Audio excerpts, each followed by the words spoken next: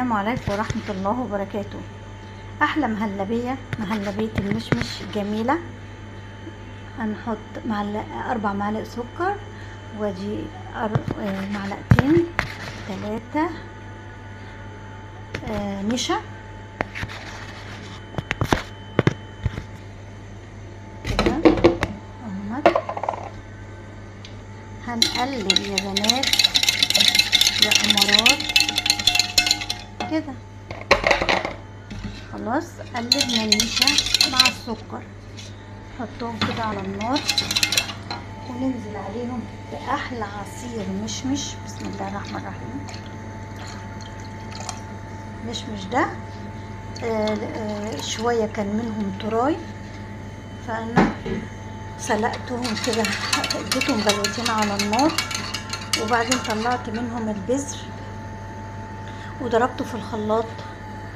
ودلوقتي اللي هيشرب منه يشرب، وانا هعمل كام طبق كده مهلبية منهم زي ما انتم كده شايفين. ما بياخدش وقت، قوموا جربوا علشان تعرفوا تعملوا كل حاجة من بيوتكم يا بنات، وما تكسلوش، وكل حاجة سهلة والله. بس انتوا اعتمدوا كده وقوموا وسيبوا ماما شوية ترتاح، لان هي تعبت بجد وانتوا تعبتوا من الراحة، فلازم تقوموا تساعدوا مامتكم وتيتا. بصوا بقى، كل بقى ما نقلب كده مع المهلبية هتتقل معانا كده. خلاص ممكن نحط لها رشة فانيليا كده، وممكن لا، بس انا هحط رشة فانيليا عشان تديها ريحة وطعم جميل. مش هتاخد ثواني، يعني مش هتاخد 10 دقايق معاكم.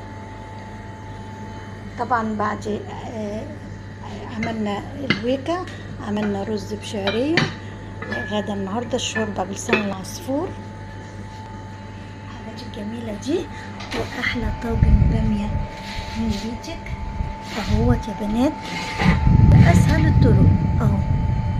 يا ما شاء الله، ولا حول ولا قوة الا بالله، سهل وبسيط.